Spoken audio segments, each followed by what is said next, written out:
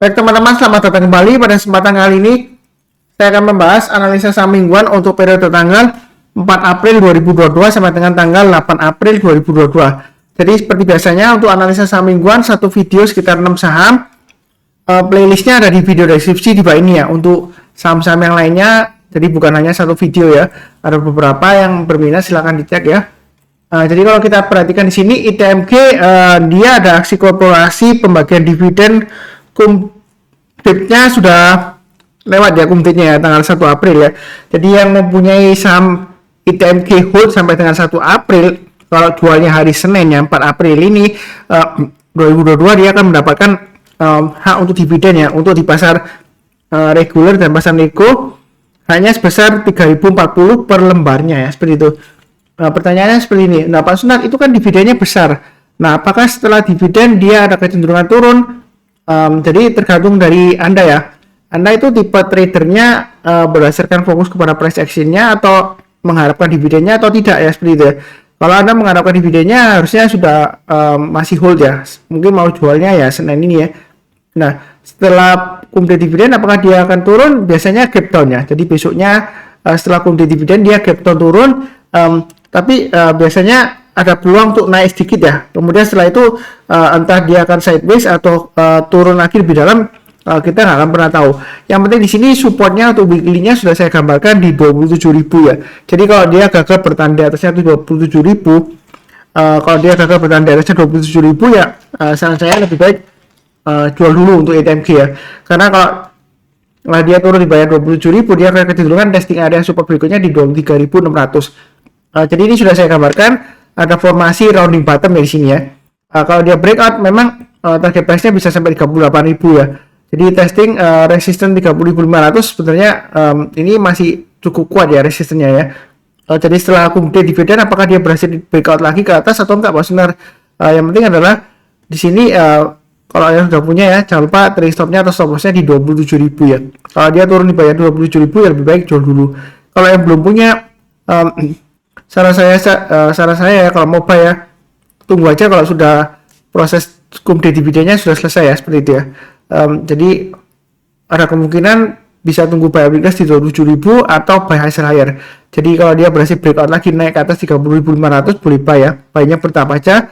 Target price berikutnya di 32.200 dan 38.000. Jadi strateginya buy high sell higher atau buy on weakness. Buy on weakness-nya di mana? Di 27.000 atau 23.600, yang artinya kalau dia turun di bawah 27.000, kita belinya tunggu kalau dia sudah berhasil rebound atau mantul ke atas 27.000 ya, atau tunggu sekalian di 23.600. jadi kalau dia turun di bawah 23.600 berhasil rebound, barusan kita buy ya.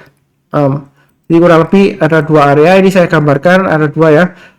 Terserah nanti yang mana. Ini untuk buy weakness-nya.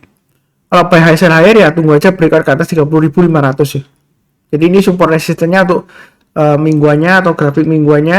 Kemudian untuk daily-nya sebenarnya untuk ITMG ini sudah saya sarankan sebelumnya ya. Area buy weakness ada dua ya, di 27.750 sama 26.000 ya. Jadi yang rajin nonton memang mencatat dan pasang automatic order harusnya sudah buy ya, sudah profitnya lumayan. Nah di sini memang sentimennya masih sekitar pembagian dividen ya. Apakah setelah kumde dividen akan turun? Kebanyakan sih turun.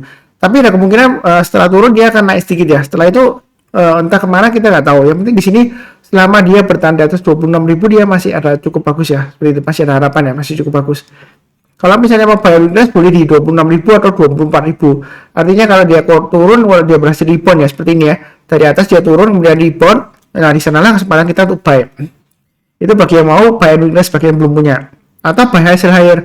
Misalnya setelah kumde dividen dia turun, kemudian dia berhasil naik lagi breakout ke atasnya. Nah, kita belinya di mana?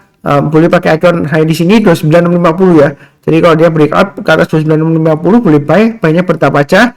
Naik ke atas 30.500 boleh tambah lagi. Target price berikutnya masih memungkinkan ke 32.200 ya. Untuk ITMG. Jadi apakah setelah kumde dividen dia bakalan turun? Kita nggak akan pernah tahu. Memang itu resistennya kalau kita lihat ya, kalau kita mundur ke belakang ya. Ini 32.200 ini cukup jauh ya, sekitar 2018 awal ya, seperti itu. Jadi memang cukup kuat resistennya. Makanya kalau misalnya kita buy high sell higher, buy-nya jangan terlalu banyak, bertahap aja. Memang sejauh ini uptrendnya masih cukup kuat. Apakah nanti setelah dividen dia akan turun? Nggak tahu pasti ya. Yang pasti pasang aja trailing stopnya di 27.750, maksimum stop lossnya di 26.000. Kalau dia gagal bertahan di atas 26.000, saran saya jual dulu karena ada kemungkinan dia akan testing area berikutnya lagi supportnya di 24.000. Ya kurang lebih seperti itu. Berikutnya untuk Inco. Jadi Inco sudah pernah saya gambarkan. Di sini dia akan menguji resisten 7.100 ya untuk Inco ya. Sebentar sambil saya cekkan dulu apakah ada aksi korporasi pembagian dividen. Sepertinya belum. Karena kalau kita lihat yang terakhir dia di bulan Mei ya. Coba lihat apakah ada RUPS rapat umum pemegang saham. Sepertinya belum juga ya kalau dari RTI bisnis ya. Tapi yang tahu beritanya mengenai Inco tolong diinfokan ya mengenai aksi korporasi terutama pembagian dividennya. Di sini kalau yang sudah punya ya tinggal pasang aja trailing stopnya atau stop lossnya di 6625. Kalau misalnya belum punya atau sudah jual ya, pilihannya ada dua. Tunggu buy on weakness di 6625 atau buy high sell higher ya 7100 ya seperti itu. Jadi atau tunggu lagi buy on weakness di 5900 ya. Jadi kalau dia turun di bawahnya 5900, kita tunggu kalau dia sudah berhasil rebound atau mantul ke atas 5900 barusan kita buy. Atau 6625 ya. 6625 di sini karena memang minggu lalu dia sempat turun di bawahnya ya 6625 ya. Nah kemudian dia berhasil rebound. Nah kalau mau buy weakness ya boleh saja ya, tunggu di 6625. Kalau dia turun berhasil rebound atau mantul kita boleh buy. Atau sekalian buy high sell higher. Jadi kalau dia berhasil naik ke atas 7100 ini gambarnya sudah saya gambarkan ya target price-nya ya. Jadi yang ngikutin saya harusnya sudah take profit lumayan. 7100 saya dapat dari isunya di sini ya. Jadi kalau dia berhasil naik lagi ke atas 7100, yang berminat buy high sell higher silakan. Jadi strategi buy di saham itu ada dua, buy low sell high. Buy low itu dalam arti kalau dia koreksi, kalau jalurnya masih uptrend ya, kalau dia berhasil rebound ya kita buy low, sell-nya di high. Nah kemudian ada lagi strategi keduanya adalah buy high sell higher. Nah bukan berarti saya ngajarkan sesat, wah nyangkut nanti Pak Sunar ketinggian. Sebenarnya enggak juga. Kalau uptrendnya masih bagus, dia akan masih ada peluang untuk breakout lagi ke atas resistennya. Ya memang ada peluang koreksi ya. Tapi kalau dia sudah koreksi kemudian breakout ya dia ada kemungkinan akan berusaha untuk mencapai resisten berikutnya yang lebih tinggi lagi ya. Uptrendnya masih bagus seperti itu. Jadi ini support resistennya untuk weekly-nya. Kalau mau buy high sell higher silakan tunggu di atas 7100 atau buy weakness di 6625 dan 5900 ya. Kurang lebih seperti itu strateginya. Kemudian dari daily chart-nya memang support resistennya agak beda ya. Sebelumnya di sini kalau yang ngikutin saya ya dari awal ini ketika dia naik tinggi maaf. Jadi ketika dia naik tinggi ya untuk Inco ya. Ini area buy weakness sudah saya sebutkan di dua area 5.900 atau 5.650. Artinya kalau dia turun di bawah 5.900 ya atau di bawah 5.650 kita belinya kalau dia sudah berhasil rebound ya. Jadi ini sudah rebound boleh buy, naik lagi tambah lagi, ini naik lagi ke atas 6.500 saya bilang tambah lagi ya target price nya 7.100.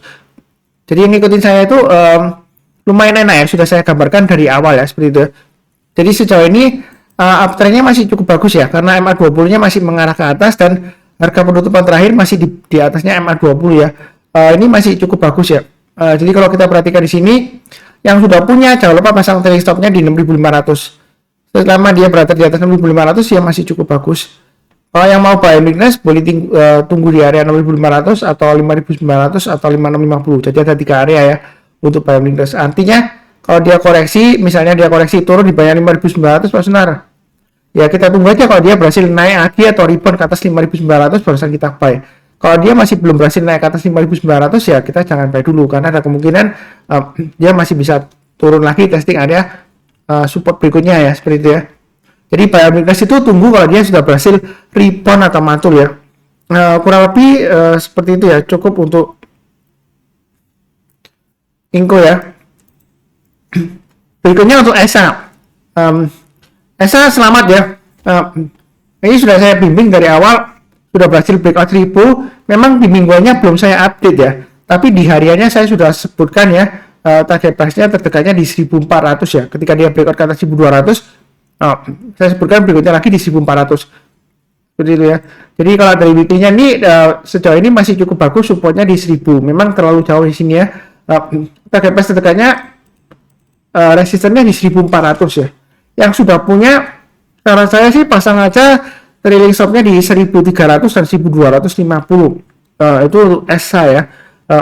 Kalau kita perhatikan untuk ESA di sini belum ada informasi mengenai pembagian dividen setahu saya ya. Tapi mungkin sebentar saya cek ulang ya.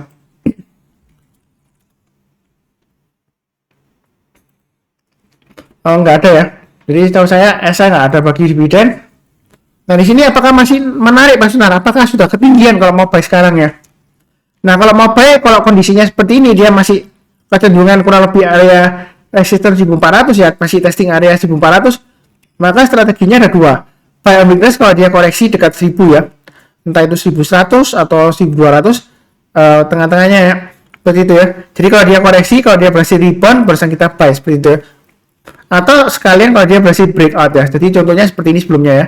Ketika dia naik tinggi ya dari bawah ya 800, kemudian kan dia dikoreksi. Nah kita belinya kalau dia sudah berhasil rebound atau naik lagi ke atas 800. Jadi istilahnya itu buy high sell higher. Seperti saya sudah sebutkan sering banget ya. Kalau kita misalnya buy weakness nggak dikasih ya kita buy high sell higher. Kalau selama uptrendnya masih bagus, jangan takut ketinggian. Loh Pak Sunar ini tinggi banget loh Pak Sunar naiknya. Ada berita apa ya? Kalau untuk ESA sebentar ya. Coba saya lihat beritanya apa ya kok dia Pak. Karena terus terang aja saya nggak ngikutin berita ya, saya fokusnya kepada lebih ke pergerakan harganya ya seperti itu. Kalau nggak salah sih sentimen terakhir cuma dia bangkit dari ruginya gitu ya. Cetak labanya lumayan besar karena harga amonia sedang lumayan naik tinggi ya seperti itu. Jadi mudah-mudahan aja kedepannya bisnisnya masih bagus. Nah ini masih bisa naik lagi kalau sebentar, masih ada peluang. Jadi kalau mau buy hasil air untuk weekly-nya ya, naik ke atas 1400 boleh buy atau tambah lagi. Target berikutnya sekitar 1600 dan 1800 ya, seperti itu ya. Nah apakah nggak ketinggian Pak Sunar? Nanti jangan-jangan saya beli terus kemudian nyangkut kalau dia berhasil breakout ya. Kalau misalnya dia breakout ke atas 1400 ya, yang berani buy hasil air silakan, atau belinya sedikit aja ya seperti itu ya. Jadi kalau naik lagi tambah lagi setiap lipatan Rp50 seperti itu ya, Anda tambah lagi seperti itu ya, atau average up. Kalau misalnya masih takut ya saran saya pilih saham yang lainnya, kurang lebih seperti itu untuk support resistennya untuk weekly-nya atau mingguannya. Kemudian dari daily-nya di sini sudah pernah saya sebutkan sebelumnya ya, strateginya ya. Jadi resistennya saya sudah sebutkan 1000. Kalau dia berhasil naik ke atas 1000 jangan ragu-ragu untuk tambah lagi atau average up. Target price-nya di 1200. Begitu juga kalau dia sudah berhasil naik lagi ke atas 1200 boleh tambah lagi atau average up. Target price berikutnya di 1400, kemudian 1600, dan ini masih bisa naik lagi Pak Sunar. Masih bisa naik lagi. Jadi saya acuannya setiap lipatan Rp200 aja ya. Seperti itu ya. Sudah pernah saya gambarkan juga. Jadi yang terdekat target price-nya di 1400. Yang sudah punya jangan lupa pasang trailing stop-nya atau stop loss-nya di 1200. Yang belum punya ya, karena dia sudah higher high, maka saya kasih area buy weakness saya naikkan di 1000 ya. Saya kasih area buy weakness saya kasih 3 aja ya seperti itu ya. Bentar. Jadi area buy weakness bisa pilih di 1900 atau di 800. Artinya kalau misalnya dia koreksi di bawah 1000, kalau dia berhasil rebound atau mantul barusan kita buy seperti itu ya. Kalau kondisi sekarang mau buy sekarang boleh nggak Pak Sunar? Uptrendnya masih cukup bagus ya. Memang di sini rawan koreksi juga. Kalau misalnya takut-takut ya buy weakness saja di sekitar 1000 atau 1100 lah tengah-tengahnya. Jadi kalau dia turun koreksi, kemudian kalau dia berhasil rebound atau mantul barusan kita buy ya. Jadi buy-nya bertahap aja. Kalau kita lihat di sini MA20-nya masih mengarah ke atas. Jadi uptrend-nya di sini masih cukup bagus ya seperti itu ya untuk ESA. Atau kalau dia sudah berhasil breakout lagi ke atas 1400, kita boleh buy high sell higher ya.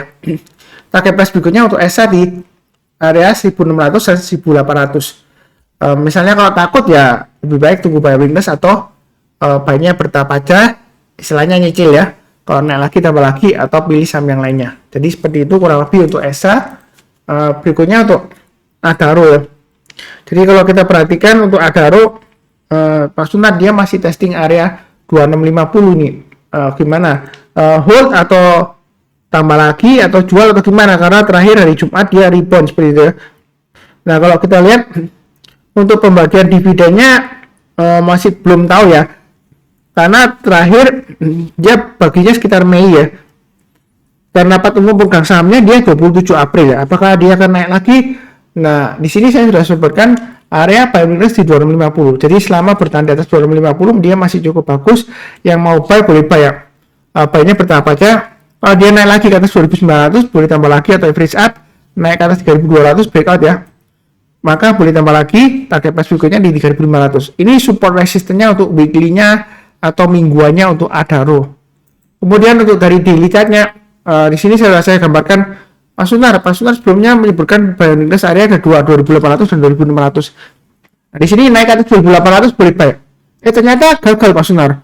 Ini naik lagi, apakah kita buyback lagi? Kalau berkaca dari Pak Sunar bilang buying range-nya di 2800 dan 2600, masih tetap sama ya.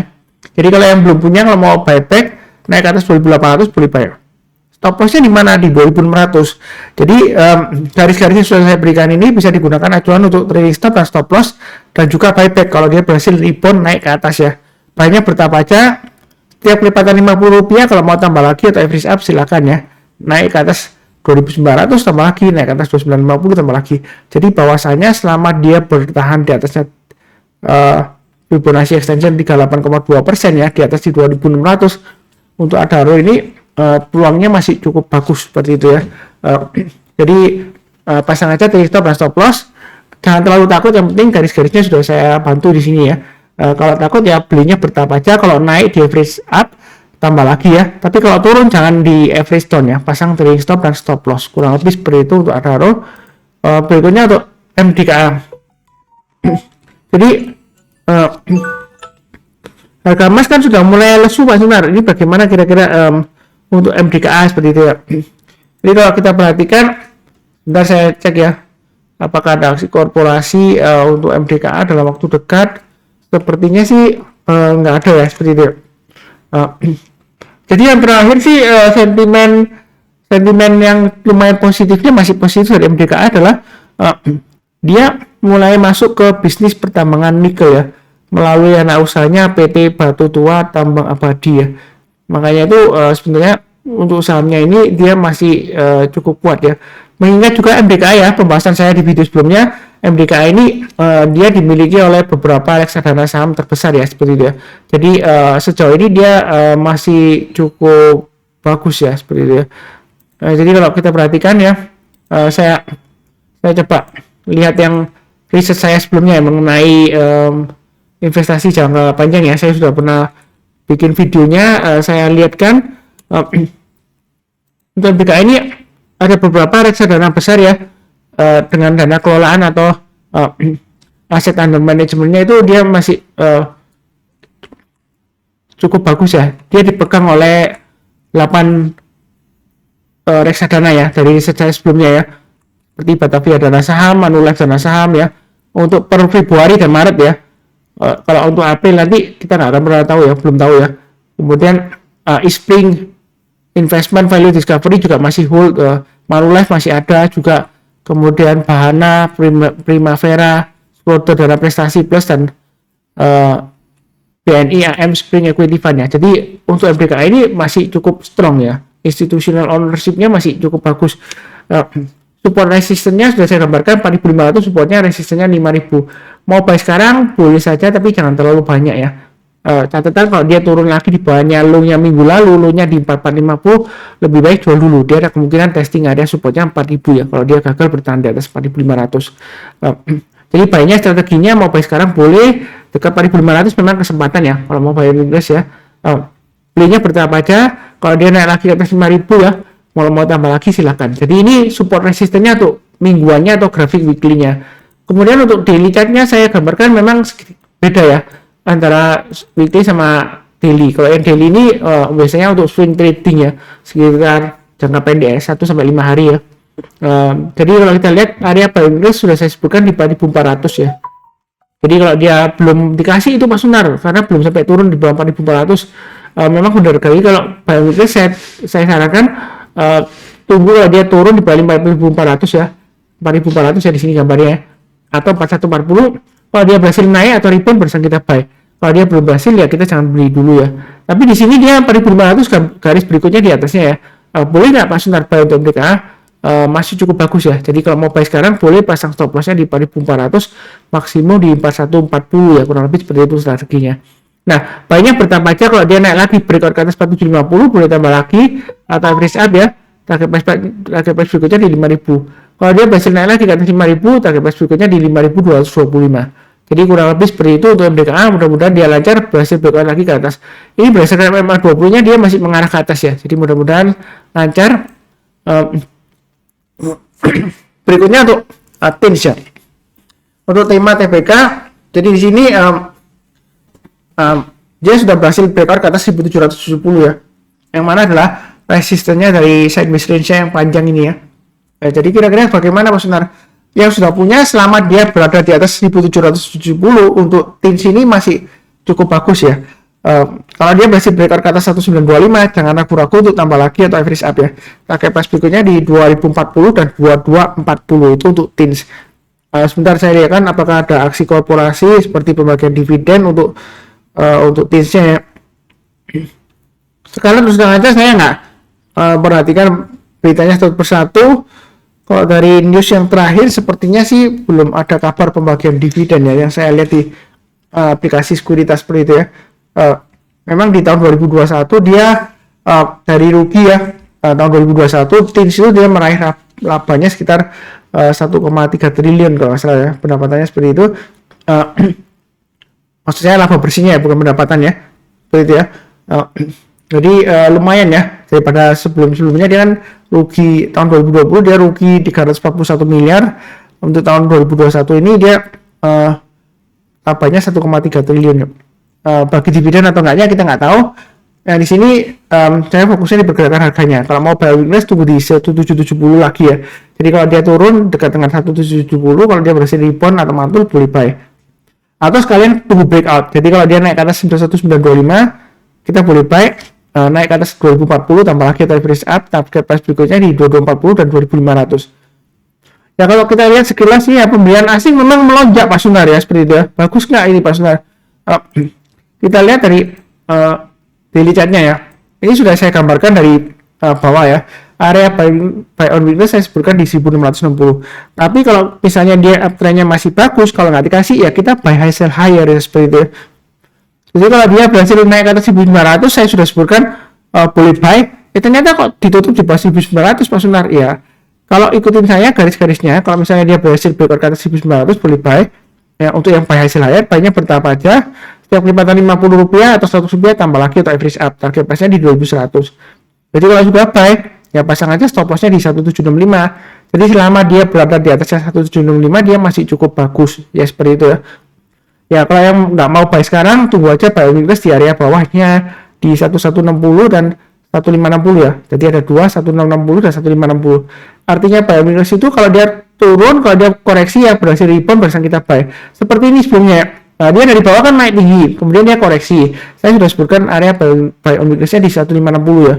Ini di analisa saham harian saya sebelumnya sudah saya sebutkan ya. Kemudian kalau dia berhasil naik lagi ke atas 1600 kita buy ya. Mungkin ada yang protes gini, Pak Sunar, ini Pak Sunar sebutkan naik ke atas 150 boleh buy on weakness ya. Nah kemudian naik, besoknya kok turun Pak Sunar? Oh, gimana nih Pak Sunar? Berarti keliru gitu kan?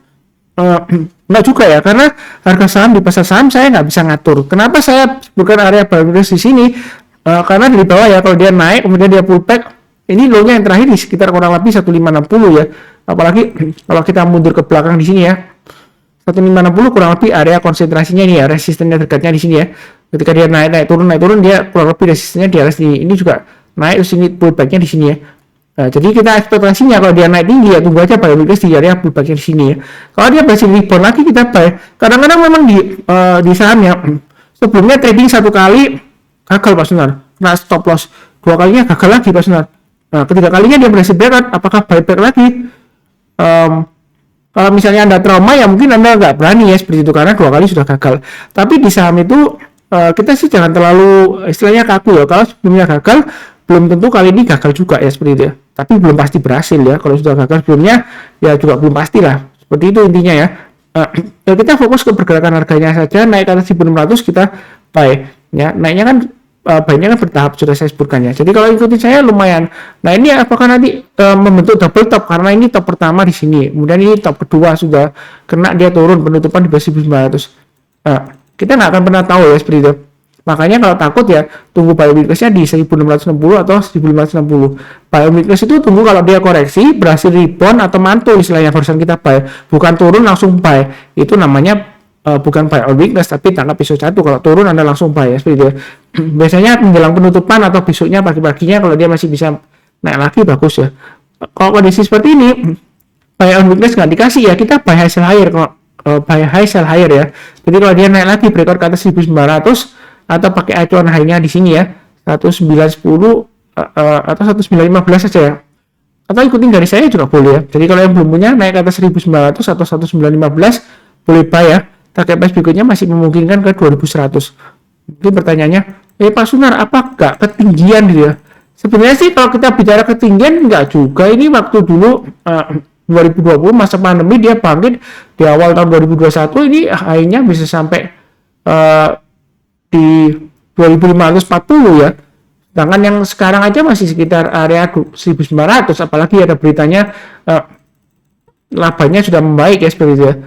Nah, kita di sini fokusnya ke garis-garisnya aja, jangan lupa pasang tail stop-nya atau stop loss-nya yang sudah punya ya, 1765 dan 1695 maksimum di sana, atau 1660 ya. Ya, itu yang sudah punya.